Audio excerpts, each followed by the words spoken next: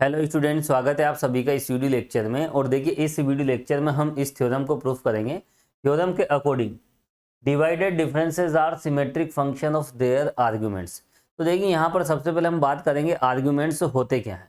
तो देखिए, उसके लिए यहाँ पर हम एक सेकंड डिवाइडेड डिफरेंस हम ले लेते हैं, F of x0 x1 x2। ये एक सेकंड डिवाइडेड डिफरेंस है। यहाँ पर x0 x1 x2 इसके इंडिपेंडेंट वेरिएबल्स कहलाते हैं। और यहाँ पर देखिए, जो x0 x1 x2 है, इन्हीं को हम आर्ग्यूमेंट कहते हैं। तो देखिए, जो इंडिपेंडेंट वेरिएबल्स होते हैं उनको आर्ग्यूमेंट्स भी कहा जाता है। और हमें प्रूफ करना है, देखिए ये जो डिवाइडेड डिफरेंस है, यह x0 x1 x2 में एक सिमेट्रिक फंक्शन होता है। अब देखिए, यहाँ पर हम सिमेट्रिक फंक्शन की डेफिनेशन को समझेंगे। सिमेट्रिक फंक्शन होता क्या है। देखिए, सिमेट्रिक फंक्शन एक ऐसा फंक्शन होता है जिसके वेरिएबल्स को यदि हम साइक्लिक ऑर्डर में अगर हम चेंजेस करें तो देखिए, उसमें किसी प्रकार का कोई भी चेंजेस नहीं होता है, किसी प्रकार का कोई भी परिवर्तन नहीं होता। फॉर एग्जाम्पल देखिए, X square plus Y square plus Z square, ये एक फंक्शन है जिसमें तीन वेरिएबल्स हैं, एक्स वाई और जेड। ये फंक्शन एक्स वाई जेड का एक सिमेट्रिक फंक्शन है। सिमेट्रिक फंक्शन क्यों है? देखिए, क्योंकि यहां पर देखिए, एक्स वाई जेड को हम साइक्लिक ऑर्डर में ले लेते हैं। एक्स के बाद वाई, वाई के बाद जेड और जेड के बाद वापस एक्स। यहां इस फंक्शन में देखिए, इस साइक्लिक ऑर्डर के अकॉर्डिंग हम चेंजेस करेंगे। देखिए, एक्स के बाद क्या है? देखिए वाई, वाई के बाद क्या है? जेड, और जेड के बाद क्या है? एक्स। तो देखिए, यहाँ पर इस फंक्शन में अगर इस साइक्लिक ऑर्डर के अकॉर्डिंग अगर हम चेंजेस करें तो देखिए, ये फंक्शन इस तरह से बदल जाता है। लेकिन अगर हम इन दोनों को कंपेयर करें तो देखिए, ये अलग अलग नहीं है, ये डिफरेंट नहीं है, ये तो बिल्कुल सेम है। यानी देखिए, जो फंक्शन हम लेके चले थे वही फंक्शन देखिए हमें वापस मिल गया। इन दोनों में कोई भी चेंजेस नहीं है। हाँ, टर्म इधर उधर हुई है। देखिए, ये यहाँ आ गया, वाई स्क्वायर यहाँ आ गया और जेड यहाँ पर इस जगह आ गया। तो यहाँ पर हम कह सकते हैं, देखिए यहाँ पर एक्स वाई जेड हम इस तरह से चेंजेज करें तो यहाँ पर देखिए फंक्शन में किसी प्रकार का कोई चेंजेज नहीं हुआ। इस तरह के फंक्शन को हम कहते हैं सिमेट्रिक फंक्शन। अब देखिए, यहाँ पर सिमेट्रिक फंक्शन की एक विशेषता और होती है। देखिए, इस फंक्शन को हम क्या कर सकते हैं? देखिए, समेशन की फॉर्म में लिख सकते हैं। समेशन एक्स स्क्वायर, किसी वेरिएबल के स्क्वायर पे समेशन लगाने का क्या मतलब है? देखिए, इसकी क्या डेफिनेशन है। यहाँ वेरिएबल का स्क्वायर हम तीन तरह से कर सकते हैं। तीन वेरिएबल है तो X square, Y square, Z square, इन तीनों को हमें प्लस करना है। प्लस क्यों करना है? क्योंकि यहाँ समेशन लगा हुआ। तो इसको ओपन करेंगे तो ये मिल जाएगा। और इसको देखिए, शॉर्ट फॉर्म में इस तरह से भी हम लिख सकते हैं। तो जिस फंक्शन को समेशन में लिखा जा सके वो फंक्शन क्या होता है? वो फंक्शन सिमेट्रिक फंक्शन होता है। तो देखिए, सिमेट्रिक फंक्शन हम समेशन में लिख सकते हैं, और किसी फंक्शन को अगर आपने समेशन में लिख दिया या समेशन में लिख सकते हो तो वो सिमेट्रिक फंक्शन हो जाता है। और यहाँ पर देखिए, इस फंक्शन की विशेषता मैंने आपको बता दी। एक्स वाई जेड को अगर हम साइक्लिक ऑर्डर में अगर हम चेंज करें तो इसमें किसी प्रकार का कोई भी चेंजेस नहीं होता। एक एग्जाम्पल और देखिए, मैं आपको बता देता हूं। देखिए, एक्स वाई स्क्वायर जेड,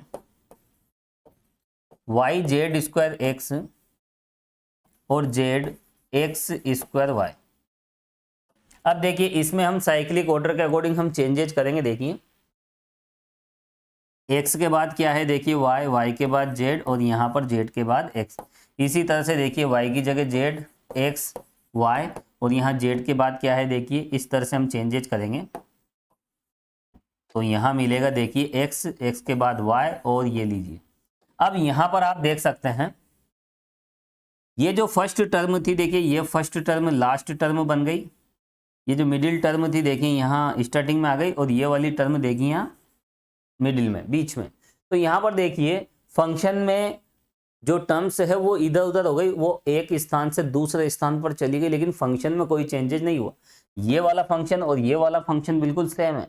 तो यहाँ कह सकते हैं कि एक्स वाई जेड को साइक्लिक ऑर्डर में अगर हम चेंज करें तो यहाँ पर देखिए, फंक्शन में किसी प्रकार का कोई भी परिवर्तन नहीं होता है, कोई भी चेंजेस नहीं होता है। तो इस तरह का जो फंक्शन है, इस तरह का फंक्शन देखिए यहाँ पर कहलाता है सिमेट्रिक फंक्शन, सममित फलन, जिसे हम देखिए समेशन में लिख सकते हैं। इस फंक्शन को हम लिख सकते हैं summation X Y square Z, और इसको अगर हम ओपन करेंगे तो ऐसे लिख सकते हैं, और इसको शॉर्ट फॉर्म में ऐसे लिख सकते हैं। तो जिसको भी समेशन में लिखा जा सके वो क्या होता है, सिमेट्रिक फंक्शन। और उसकी विशेषता क्या होती है, साइक्लिक ऑर्डर में चेंज करें कोई भी परिवर्तन नहीं होता है। अब देखिए यहां पर हमें बताना क्या है, हमें यहां बताना है ये जो डिवाइडेड डिफरेंस है, यहां पर देखिए सेकंड डिवाइडेड डिफरेंस मैंने लिया है और सेकंड डिवाइडेड डिफरेंस में देखिए 3 वेरिएबल्स होते हैं जिन्हें हम आर्ग्यूमेंट्स भी कहते हैं। अब ये एक सिमेट्रिक फंक्शन है, तो देखिए इसको हम, अगर ये सिमेट्रिक फंक्शन है तो देखिए fx0 x1 fx2 ये जो भी है इसकी वैल्यू किसके इक्वल होगी, देखिए इसको साइक्लिक ऑर्डर में आप इस तरह से चेंज कीजिए x0 x1 x2।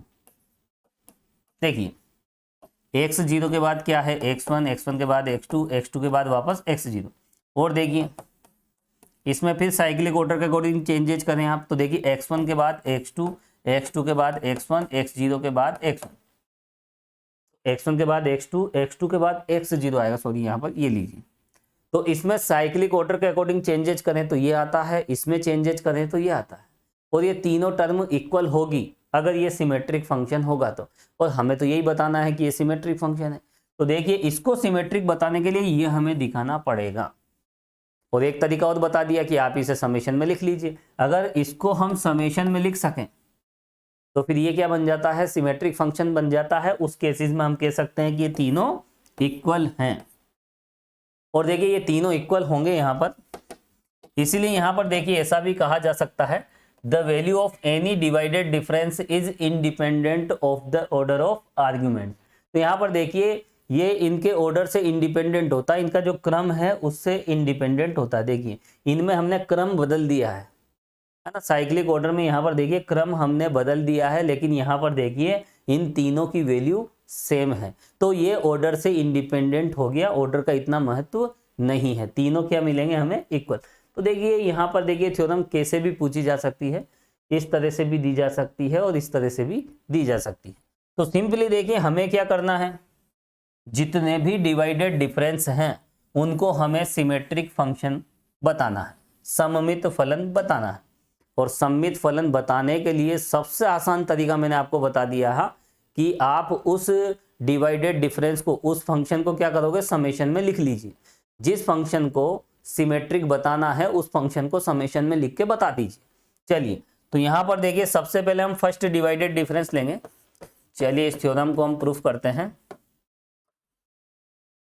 देखिए चलो x0 x1 के लिए फर्स्ट डिवाइडेड डिफरेंस, प्रथम विभाजित अंतर।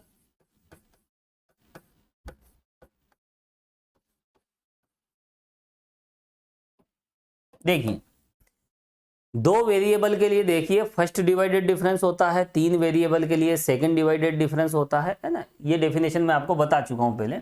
तो देखिए यहां ये है, देखिए फर्स्ट डिवाइडेड डिफरेंस। यहाँ पर देखिए जितने भी डिवाइडेड डिफरेंस होते हैं वो उनके इंडिपेंडेंट वेरिएबल्स या फिर आर्ग्यूमेंट्स के क्या होते हैं, सिमेट्रिक फंक्शन होते हैं, सममित फलन होते हैं। इस बात को हमें यहाँ पर प्रूफ करके दिखाना। और सिमेट्रिक के लिए मैंने आपको बताया था कि उस फंक्शन को आप समेशन में लिख लीजिए, है ना, समेशन में लिख के बता दीजिए। तो यहाँ पर जितने भी डिवाइडेड डिफरेंस हम लेंगे तो उन्हें हम समेशन की फॉर्म में लिख के बताएंगे, तो उससे क्या प्रूफ हो जाएगा कि वो सिमेट्रिक फंक्शन है। तो देखिए यहाँ पर सबसे पहले हम फर्स्ट डिवाइडेड डिफरेंस ले रहे हैं, प्रथम विभाजित अंतर, उसे हम सममित बताएंगे। फिर उसके बाद सेकंड डिवाइडेड डिफरेंस लेंगे, उसको भी सिमेट्रिक बताएंगे, है ना। इस तरह से हम आगे बढ़ेंगे।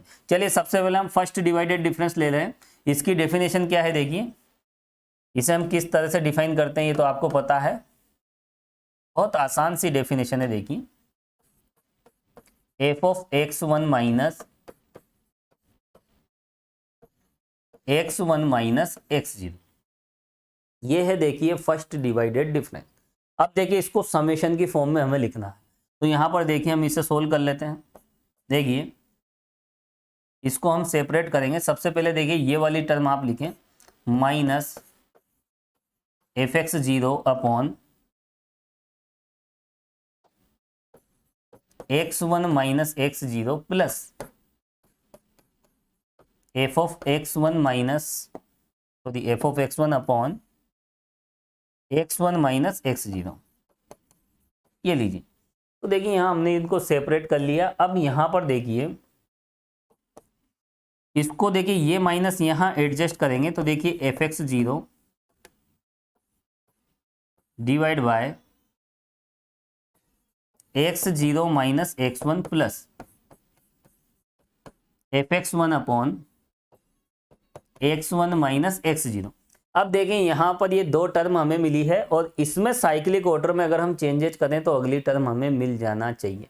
मैंने आपको अभी एक एग्जांपल बताया था, देखिए X Y square Z X Y और उसके बाद देखिए वाई जेड स्क्वायर एक्स और जेड एक्स स्क्वायर वाई। ये एक सिमेट्रिक फंक्शन है क्योंकि साइक्लिक ऑर्डर में अगर हम चेंजेस करें तो देखिए इसमें कोई भी परिवर्तन नहीं होता। और यहाँ पर देखिए ऐसे फंक्शन की एक विशेषता और होती है, देखिए इसमें आप साइक्लिक ऑर्डर के अकॉर्डिंग चेंजेस करो तो ये मिल जाता है और इसमें चेंजेस करो तो ये मिल जाता है। देखिए एक्स के बाद वाई है ना, यहाँ पर आप देख सकते हैं, देखिए इसमें चेंजेस करेंगे एक्स के बाद वाई, वाई के बाद जेड और जेड के बाद एक्स। देखिए सेकंड टर्म आपको मिल गई। तो फर्स्ट टर्म में चेंजेस करोगे तो सेकंड टर्म मिल जाती है। और इसमें चेंजेस कीजिए, देखिए जेड के बाद क्या है, देखिए वाई के बाद क्या आता है जेड और जेड के बाद एक्स और एक्स की जगह वाई। साइक्लिक ऑर्डर में हम चेंज करते हैं, एक्स की जगह वाई लिखते हैं, वाई की जगह जेड और जेड की जगह वापस एक्स। तो देखिए ये वाली टर्म आपको मिल जाती है। तो यहाँ पर देखिए सिमेट्रिक फंक्शन में क्या होता है, जब एक टर्म में, जब किसी टर्म में हम चेंजेस करते हैं साइक्लिक ऑर्डर के अकॉर्डिंग तो हमें नेक्स्ट टर्म मिल जाती है। अब यहाँ भी आप चेंजेस करके देखिए, और वैसे यहाँ तो दो वेरिएबल हैं, एक तो एक्स जीरो है और एक एक्स वन है। तो यहाँ पर देखिए साइक्लिक ऑर्डर की बात करें तो एक्स जीरो के बाद क्या आएगा एक्स वन और एक्स वन के बाद वापस क्या आ जाएगा एक्स जीरो, क्योंकि दो ही वेरिएबल है। तो देखिए इस तरह से आप चेंजेस कीजिए। एक्स जीरो के बाद कौन है एक्स वन, एक्स जीरो की जगह आप क्या लिखोगे एक्स वन और एक्स वन की जगह क्या लिखोगे, इसकी जगह ये लिखना है, इसकी जगह ये लिखना है। तो हमें फर्स्ट टर्म से सेकंड टर्म हमें मिल जाती है। तो इस तरह से जब हमें देखिए एक टर्म को अगर हम साइक्लिक ऑर्डर में चेंजेस करें और सेकंड टर्म मिल जाए तो उन्हें हम समेशन में लिख सकते हैं। तो यहाँ पर देखिए हम इन दोनों पदों को हम समेशन में लिख सकते हैं। इसको हम कैसे लिख सकते हैं, summation of F x zero upon क्या है यहाँ पर x zero minus x one. तो देखिए इसमें साइक्लिक ऑर्डर के अकॉर्डिंग चेंजेस करो ये मिल जाए तो फिर ऐसी कंडीशन में इसे हम देखिए शॉर्ट फॉर्म में इस तरह से समेशन है ना, समेशन की फॉर्म में लिख सकते हैं। तो देखिए यहाँ ये जो समेशन है इन दोनों टर्म को शो करता है। तो यहाँ पर देखिए हमने फर्स्ट डिवाइडेड डिफरेंस को समेशन की फॉर्म में लिख लिया है। तो यहाँ हम कह सकते हैं कि ये जो फर्स्ट डिवाइडेड डिफरेंस है यह एक्स जीरो एक्स वन का एक सिमेट्रिक फंक्शन है। ठीक है, तो इससे क्या स्पष्ट होता है, लिखिए आप, लिखिए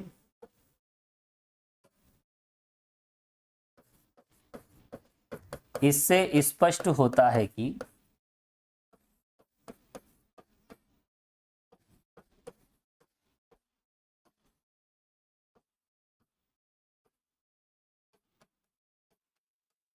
प्रथम विभाजित अंतर first divided difference x zero X one का क्या हो गया, सिमेट्रिक फंक्शन, सममित फलन है।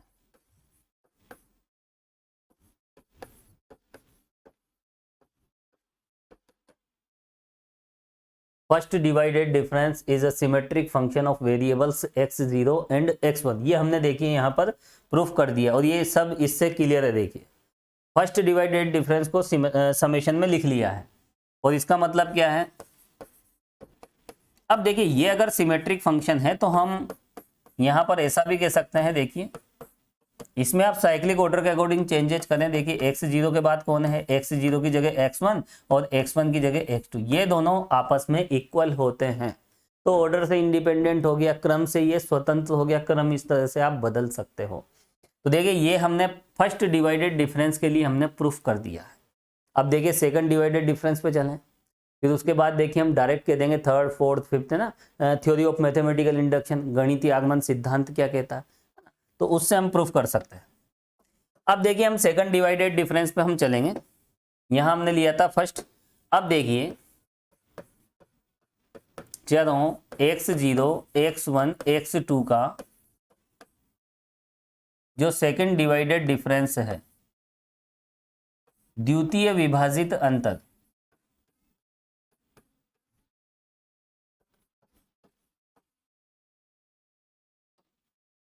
देखिए सेकंड डिवाइडेड डिफरेंस को हम किस तरह से रिप्रेजेंट करते हैं। देखिए इन तीन वेरिएबल के लिए सेकंड डिवाइडेड डिफरेंस होता है।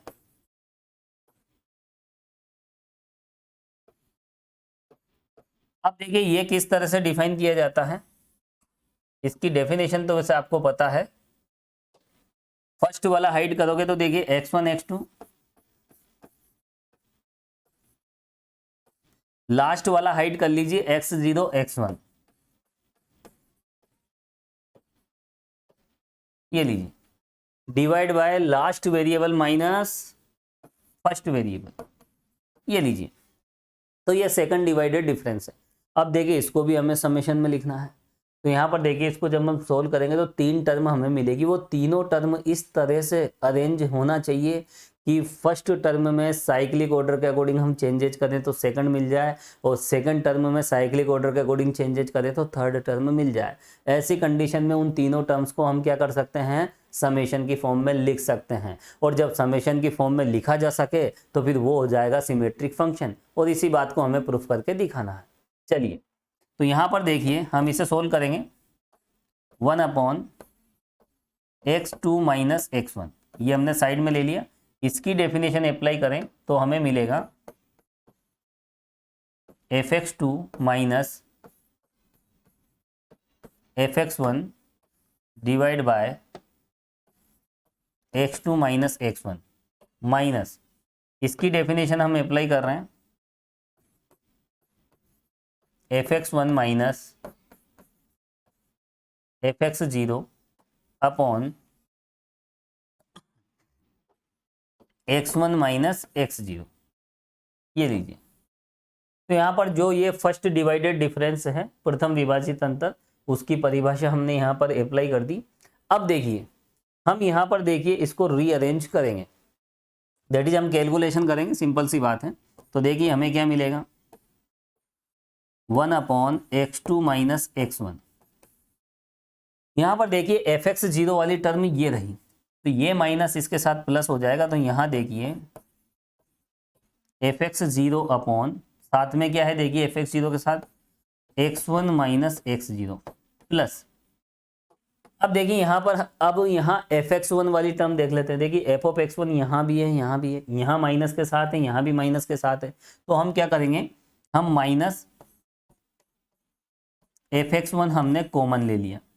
अब देखिए कॉमन अगर हम लेते हैं तो यहाँ से हमें मिलेगा 1/x2 माइनस x1, और यहाँ से हमें मिलेगा प्लस 1/x1 माइनस x0, ये लीजिए। तो हमने क्या किया, देखिए यहाँ पर हमने माइनस fx1 कॉमन ले लिया। अब fx2 वाली टर्म हम देख लेते हैं। तो fx2 के साथ ये रहा प्लस f(x2) अपॉन, देखिए f(x2) के साथ क्या है, x2 माइनस x1। तो यहाँ हम लिखेंगे, क्या लिखेंगे, x2 माइनस x1, ये लीजिए। तो देखिए इस तरह की टर्म हमें मिली है। अब यहाँ पर देखिए हम इसे और सोल्व करेंगे तो देखिए हमें क्या मिलेगा, 1/x2 माइनस x1।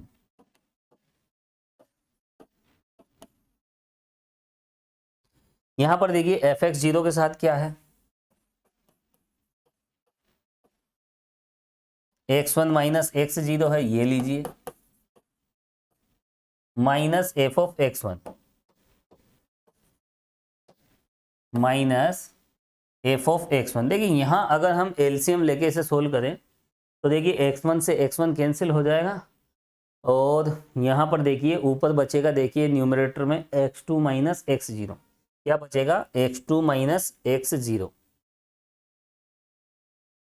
चलिए तो देखिए यहाँ बचेगा, देखिए x2 माइनस x0, और साथ में क्या है, देखिए fx1, और डिवाइड बाय, हम एलसीएम यहाँ पर ले लेंगे।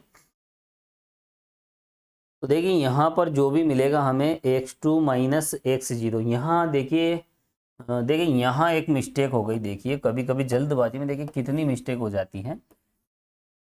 देखिए लास्ट माइनस फर्स्ट, तो फर्स्ट में तो देखिए x0 है, क्या है यहाँ पर x0, तो आप सब यहाँ x0 बना लीजिए, है ना। इसकी डेफिनेशन तो ये होती है, फर्स्ट वाला हाइड करेंगे तो देखिए x1 x2 बचेगा, ये वाला हाइड कर लीजिए x0 x1 बचेगा, और डिनोमिनेटर में हम क्या लेते हैं last variable minus first variable. तो यहाँ पर देखिए ये हमने साइड में ले लिया, तो यहाँ आप x0 कर लीजिए। अब देखिए यहाँ भी हमें करेक्शन करना पड़ेगा। देखिए मैथमेटिक्स में एक जगह माइनर मिस्टेक हो जाए, देखिए सब जगह चेंज करना पड़ता है। चलिए एलसीएम लिया, x1 से x1 cancel, x2 minus x0 upon, देखिए एलसीएम क्या आएगा x2 माइनस x1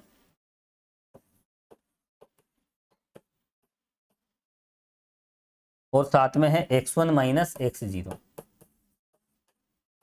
प्लस, और यहां देखिए fx2 के साथ है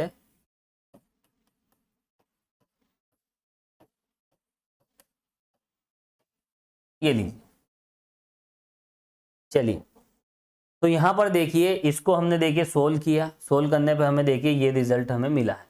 अब देखिए यहां पर हम इसको और सोल्व करेंगे, फाइनली इसको अंदर मल्टीप्लाई करेंगे,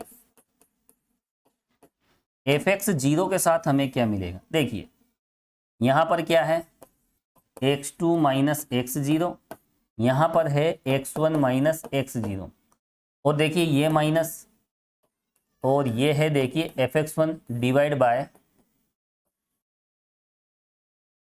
यहां पर आप देख सकते हैं ये टर्म यहाँ कैंसिल हो जाएगी इससे जब अंदर मल्टीप्लाई करेंगे, तो यहां पर देखिए ये वाली टर्म बचेगी x2 minus x1, x1 minus x0 plus fx2 upon, देखिए बाहर क्या है x2 माइनस x0, अंदर मल्टीप्लाई करेंगे x2 माइनस x0, और साथ में ये मिलेगा हमें, ये लीजिए सिंपल सी कैलकुलेशन है, इसको अंदर मल्टीप्लाई किया तो ये रिजल्ट हमें मिलेगा। अब देखिए यहाँ पर तीन टर्म हमें मिली है, इसमें साइक्लिक ऑर्डर में अगर हम चेंज करें तो ये मिल जाना चाहिए, और इसमें अगर हम चेंजेज करें तो ये मिल जाना चाहिए। और देखिए किस ऑर्डर में हम चेंज करेंगे वो मैं यहाँ बता देता हूँ। देखिए इस तरह से हमें चेंज करना है, x0 के बाद कौन आएगा x1, और x1 के बाद कौन आएगा देखिए x2, ये इस तरह से x0 के बाद x1, यानी x0 की जगह हम x1 लिखेंगे, x1 की जगह x2 लिखेंगे, और x2 की जगह वापस x0 हम लिख देंगे। अब देखिए यहाँ ये साइक्लिक ऑर्डर है, तो आप एक काम कीजिए, देखिए इसको साइक्लिक ऑर्डर के अकॉर्डिंग देखिए यहाँ पर मैनेज कर लीजिए, आप इसको मत कैलकुलेट कीजिए। देखिए सबसे पहले हम यहाँ पर देखिए यहाँ पर इसमें से और इसमें से मैं माइनस कॉमन ले रहा हूँ ताकि देखिए x0 पहले मिल जाए, और इसको पहले लिख देते हैं। देखिए ये लीजिए x0 माइनस x1, ठीक है, और इसको इसमें से भी हम माइनस कॉमन ले लेंगे x0 माइनस x2। ये देखिए साइक्लिक ऑर्डर में x0 पहले आता है, x2 बाद में आता है, तो इसलिए हमने इसको तो इस तरह लिखा है ना। दोनों में से हमने माइनस कॉमन ले लिया है, इसमें से भी इस वाले फैक्टर में से माइनस कॉमन ले लिया, इसमें से भी, तो इसको हम इस तरह से लिख सकते हैं। अब देखिए ये दोनों तो इक्वल हैं। अब देखिए इसमें मैं साइक्लिक ऑर्डर मैं चेंजेस करता हूं, तो यहाँ जो भी हमें मिलेगा वो क्या मिलेगा देखिए प्लस, इसको सोल्व ना करें क्योंकि इसको अगर हम इसके अकॉर्डिंग मैनेज करेंगे टाइम लगेगा, आप तो इसमें चेंजेस कर दीजिए। तो देखिए x0 के बाद कौन है x1, और यहां पर देखिए x0 के बाद आता है x1, x1 के बाद आता है x2, और यहां पर देखिए इस x0 के जगह हम लिख देंगे x1, x2 की जगह वापस x0, फिर प्लस, इसमें फिर चेंज करेंगे तो x1 के बाद कौन आएगा देखिए x2, और यहां भी देखिए आप साइक्लिक ऑर्डर के अकॉर्डिंग चेंजेस कीजिए। यहाँ देखिए x1 के बाद x2, x2 की जगह इसके अकॉर्डिंग देखें आप, x2 की जगह x0, x1 की जगह x2 और x0 की जगह x1, तो देखिए ये हमें मिलेगा जो हम यहाँ लिखेंगे, ये लीजिए। तो देखिए इसमें अगर साइक्लिक ऑर्डर का अकॉर्डिंग हम चेंजेस करें तो ये टर्म मिलती है, और इसमें अगर हम चेंजेस करें तो ये टर्म मिलती है। चेंजेज किस तरह से होना चाहिए, इस तरह से। तो यहाँ पर देखिए हमने अरेंज कर लिया। अब आप कंपेयर कर सकते हो, ये और ये एक ही है, कोई डिफरेंस नहीं है। देखिए ये माइनस इसके साथ एडजस्ट करो तो ये x2 माइनस x1 किस में बदल जाएगा, x1 माइनस x2 में, बाकी तो सेम है। इसमें भी आप देख सकते हैं, इसमें तो खैर यहीं पे अरेंज था, कहीं कोई दिक्कत नहीं है। तो आप देख सकते हैं इसको हम ए से भी लिख सकते हैं, ठीक है। तो आप तो इसको मैनेज कीजिए और उसके बाद साइक्लिक ऑर्डर से ये लिख लीजिए और इसमें साइक्लिक ऑर्डर का चेंजेस करके जो भी आता है वो लिख लीजिए। अब देखिए यहाँ पर ये एक सिमेट्रिक फंक्शन को रिप्रेजेंट करता है। सिमेट्रिक फंक्शन को रिप्रेजेंट इसलिए करता है क्योंकि इसमें हम साइक्लिक ऑर्डर चेंज करें तो ये मिलता है, और साइक्लिक ऑर्डर के अकॉर्डिंग वेरिएबल चेंज करें तो ये टर्म हमें मिल जाती है। और इसको हम लिख सकते हैं समेशन की फॉर्म में। क्या लिख सकते हैं, समेशन की फॉर्म में। चलिए यहाँ पर आप देख सकते हैं, इसको हम लिख सकते हैं समेशन ऑफ फर्स्ट टर्म। तीनों टर्म साइक्लिक ऑर्डर में है तो इसे हम फर्स्ट टर्म के समेशन के रूप में लिख सकते हैं।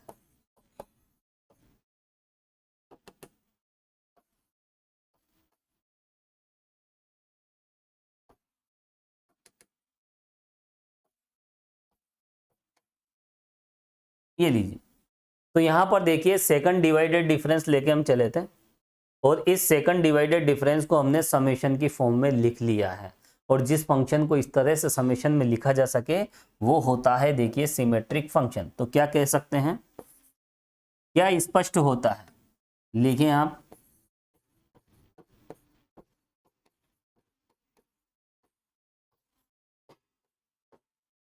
इससे स्पष्ट होता है कि जो सेकंड डिवाइडेड डिफरेंस है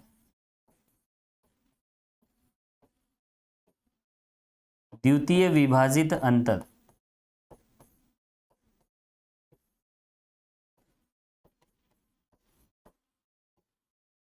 और कौन है, देखिए second divided difference x0 x1 x2।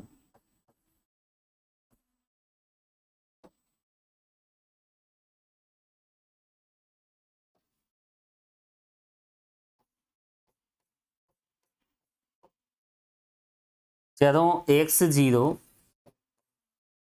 x1 x2 का क्या हो गया, सिमेट्रिक फंक्शन, सममित फलन।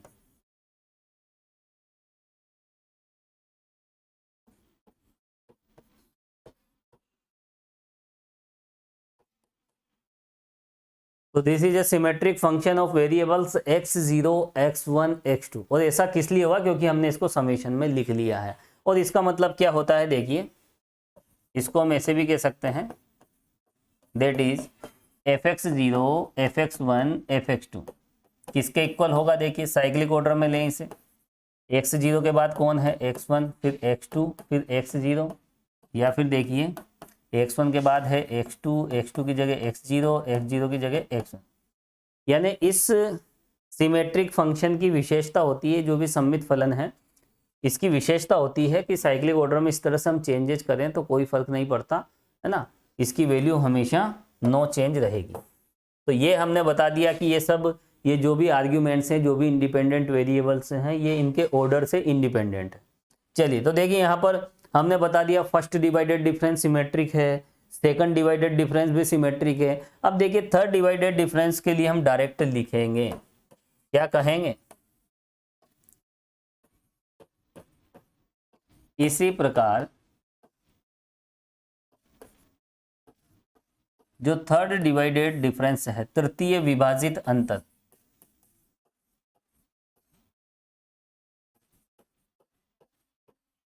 और तृतीय विभाजित अंतर कौन होता है, देखिए x0 x1 x2 x4। उसको भी हम कैसे लिख सकते हैं, देखिए समेशन की फॉर्म में लिख सकते हैं। और किस तरह से लिख सकते हैं, देखिए जब हम कैलकुलेशन करेंगे तो देखिए इस तरह का रिजल्ट हमें मिलेगा। देखिए थोड़ा सा यहाँ सिमेट्री का यूज करें। देखिए ये फर्स्ट डिवाइडेड डिफरेंस कैसा था, देखिए fx0 के साथ क्या था, 0 - 1।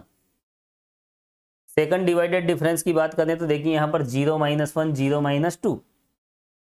अब ये कैसे लिख सकते हैं, देखिए 0 - 1 0 माइनस 2, 0 माइनस 3। जब हम कैलकुलेशन करेंगे, सेपरेट करेंगे, रीअरेंज करेंगे तो देखिए हम इस तरह से थर्ड डिवाइडेड डिफरेंस को भी समेशन में लिख सकते हैं। चलिए, तो यहाँ पर देखिए हर एक डिवाइडेड डिफरेंस को बताने की जरूरत नहीं है। तो यहाँ पर देखिए हम मैथमेटिकल इंडक्शन है ना, n इक्वल 1 के लिए हमने प्रूफ कर दिया, 2 के लिए प्रूफ कर दिया। इसी तरह से देखिए हम n इक्वल k के लिए हम इस स्टेटमेंट को ट्रू मानकर k प्लस 1 के लिए भी हम ट्रू बता देंगे। तो थ्योरी ऑफ मैथमेटिकल इंडक्शन से हम इसे प्रूफ कर सकते हैं। तो वो बात हम डायरेक्ट लिखेंगे। लिखें आप, इसी प्रकार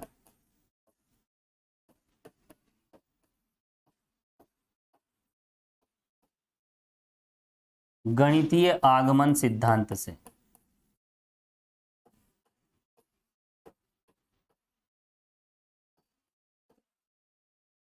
गणितीय आगमन सिद्धांत, इंग्लिश में इसे कहते हैं थ्योरी ऑफ मैथमेटिकल इंडक्शन, और इसी से हम प्रूफ कर सकते हैं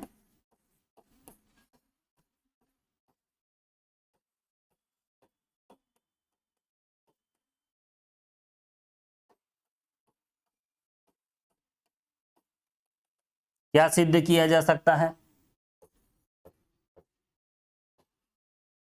nth डिवाइडेड डिफरेंस, nवां विभाजित अंतर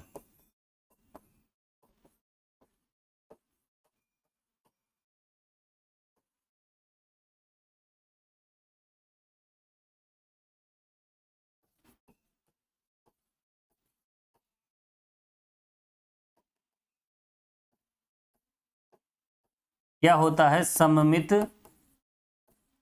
या फिर हम देखिए इसको भी हम समेशन में लिख सकते हैं।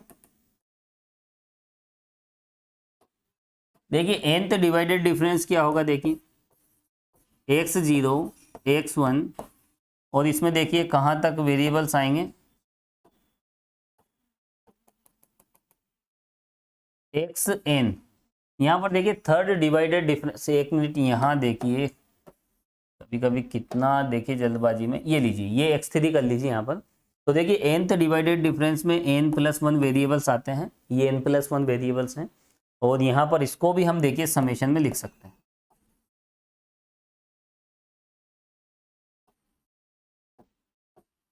और देखिए किस तरह से लिखेंगे, fx0, यहाँ देखिए x0 माइनस x1, x0 में से x2, और लास्ट में देखिए x0 में से xn। ये सिमेट्री का यूज करें, देखिए थर्ड डिवाइडेड डिफरेंस को हमने ऐसे लिखा है ना, तो nth को हम ऐसे लिख सकते हैं, जो भी nth डिवाइडेड डिफरेंस है। तो देखिए गणितीय आगमन सिद्धांत से प्रूफ किया जा सकता है कि nवां विभाजित अंतर क्या होता है, x0 x1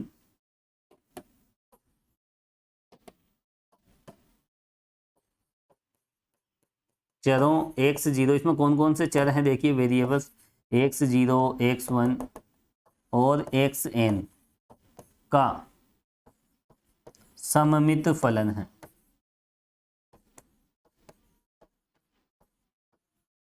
ये लीजिए, तो देखिए स्टूडेंट बिल्कुल आसान सा प्रोसेस है। यहाँ पर देखिए ये तो हमें डायरेक्ट लिखना है, हमें केवल यहाँ पर देखिए सेकंड डिवाइडेड डिफरेंस को समेशन में लिखकर बताना है। और देखिए हर एक डिवाइडेड डिफरेंस को हम इस तरह से समेशन की फॉर्म में लिखकर नहीं बता सकते, इसलिए यहाँ पर थ्योरी ऑफ मैथमेटिकल इंडक्शन की हम बात करते हैं, हमने यहाँ तक बता दिया। उसके बाद हम देखिए इसको भी हम उससे प्रूफ कर सकते हैं। तो यहाँ पर देखिए इसमें हमें इतना ही करना है, जब भी इस थ्योरम का प्रूफ आएगा एग्जाम में तो देखिए आपको इस तरह से ही प्रूफ करके दिखाना है। तो देखिए स्टूडेंट्स बहुत आसान सी थ्योरम थी, इसी के साथ ये थ्योरम कंप्लीट हो जाती है। Thank you so much.